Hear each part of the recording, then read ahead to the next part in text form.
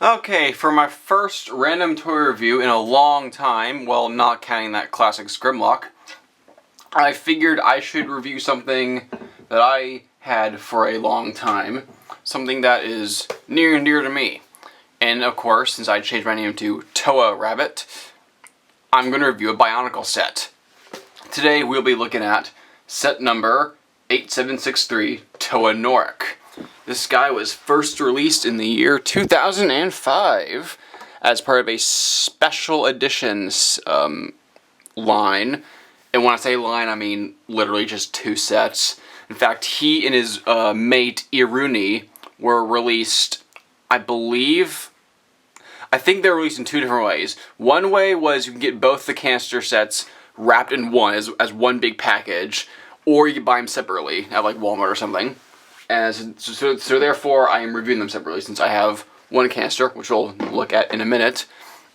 But for right now, we're going to look at Toa Norik here, who is a really, really good-looking guard here.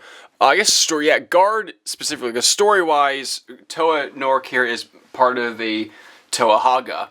Toa Haga refers to multiple Toa teams whose purpose was to be the guardians of certain members of the Brotherhood of Makuta. His team was guardians of Makuta Pterodax. However, as with most Toa teams, there are 6 of them, and at one point during the 2005 storyline, all 6 of them got transformed into Rahaga by the evil Queen of the Viceroy, or Queen of the Vizorak. I'm trying to keep up with every single Bionicle name and terminology all at once, guys. Rudaka. So we have him, and we have Iruni, which we'll do a comparison of later. Those are the only 2 that got released in Toa forms. The rest got released in Rahaga forms, as well as those 2. But we're going to look at Toa Norik, because this is one of the earliest Bionicle sets that I ever owned. I did not know who he was at the time, because I was too young to really keep up with the story or really keep up with anything. But I had him. I think a friend of mine who was older than me passed him down, and I just had him. He was incomplete originally. He didn't have a lot of stuff, but I've since gotten a complete one, as well as a complete Toa Iruni. So what we're going to do first off is we're going to go ahead, not knock his... That's actually a really good pose.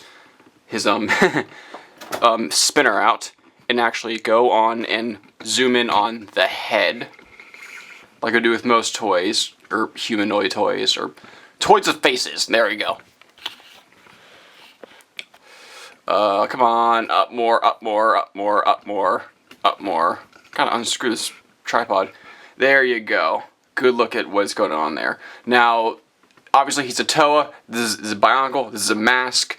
This mask, I do not remember the exact name of what it is, but I know what it does. It basically gives him the power to shrink himself, very small, kind of like Ant-Man. If you take it off, that's what he looked like underneath. That was the Toa Metru head, released a year prior. It plagues on via Axle. And, in fact, the way he's built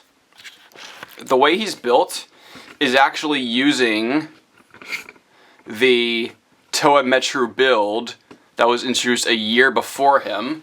It was the first Toa build, not the first build in general, but the first Toa build to have knees, elbows, and neck articulation. That was a big deal in 04 and 05. In fact, I'll go over articulation. This would become the standard throughout Bionicle. One in the hip, one in the knee, all ball jointed, and then a ball jointed ankle. This became the standard. No waist, you don't really need that. Now the arms are a bit tricky. There's 3 points, but they're uniquely. The arms, unfortunately, only go forward and back. You cannot outward like that. Only forward and back. On this guy specifically, the elbows are ball jointed, but they're kind of universal, so they can go outward and like that. They're not forced. However, the hand, which normally would be universal, is only swiveling forward and back because it's on a normally would be an elbow or knee joint. So that is a bit weird. And then the neck is on a ball joint. You can go over it once. So this basically became the standard for Bionicle after 2005, going into 2006 with the Anika build, which we won't open that can of worms right now. So we got over basically his build. Let's go over his color scheme. Guys, he is a Toa Fire.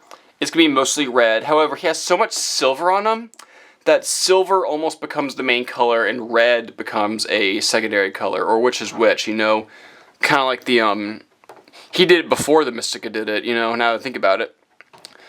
But again, it's really nice build, really nice color scheme, red, silver, and some black as like an accent color.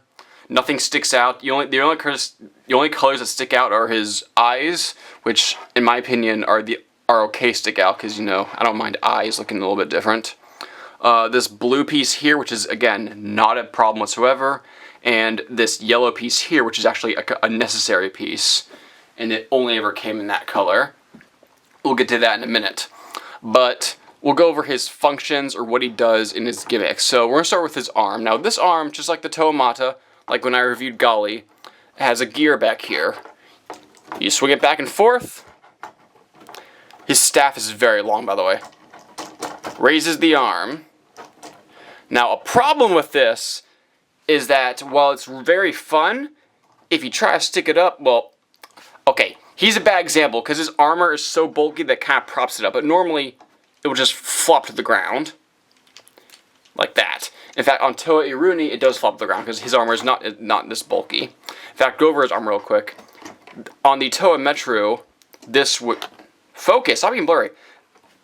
There we go. This would be the normal chest. However, since he's special, he gets an extra armor piece to add on to make it look even more, kind of help differentiate him from other characters that use his similar build.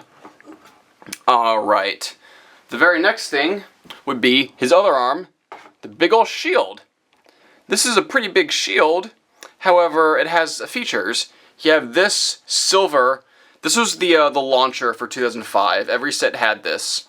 The Ratuka spinner is what it's called. Now this silver one is really just for decoration, it kind of goes in here, but the main one is the red one.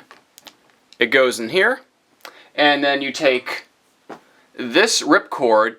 He comes with this one, but you can use any one. Slide it in here. And now this is going to go flying.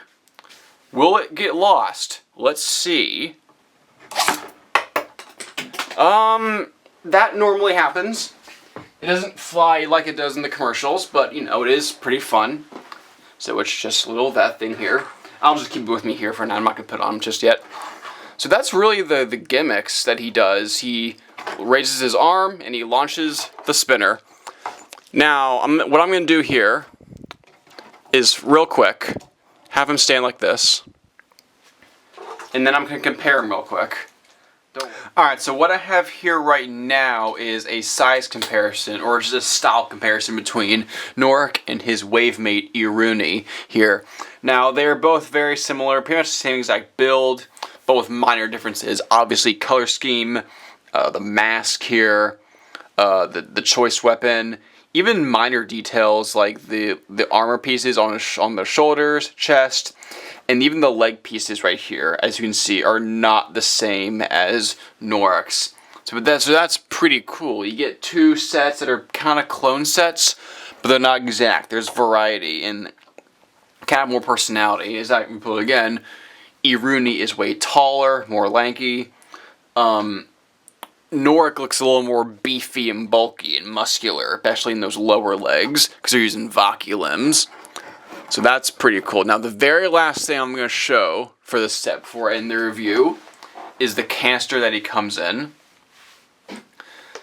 Because this is pretty cool. Obviously with Bionicle, it was different than other LEGO sets. You would keep the boxes they come packaged in and use them as storage. Nice canister. You see Bionicle, Toad Norik Special Edition. Where's the Special Edition? Oh, at the top, never mind. He's behind this really cool lava background. The fact that I still have this 20 years later is a testament to how durable these were. 7-Up. Advertising the Vertuga spinner. On the back, you have just show image of him spinning the thing. And of course, the fact that you could store him inside the box, which you can do, by the way. Some other weird stuff too, like that was a code for Kanoka Club, whatever that was, I don't know. Oh, and at the very top here, you can store the spinner inside. Fits nicely even though it falls out. And if you have more than one of these, you can stack them on the bottom like that. Now that's pretty sweet, if you ask me. So I'd say overall, Toad Norik from Bionicle is a really cool set. If you're a Bionicle completionist, then either him, Andy Rooney are both like must-haves. But even if you're not, stop wobbling. Even if you're not a completionist and you just want to have a Bionicle set, he's definitely not a bad one to get. I might as well put his spinner back in there, or his ripcord. Never mind, I won't. But yeah, he's definitely worth getting because he has great articulation, a great standard build, some really cool features, and he looks really beautiful on a shelf, especially if you have his partner with him.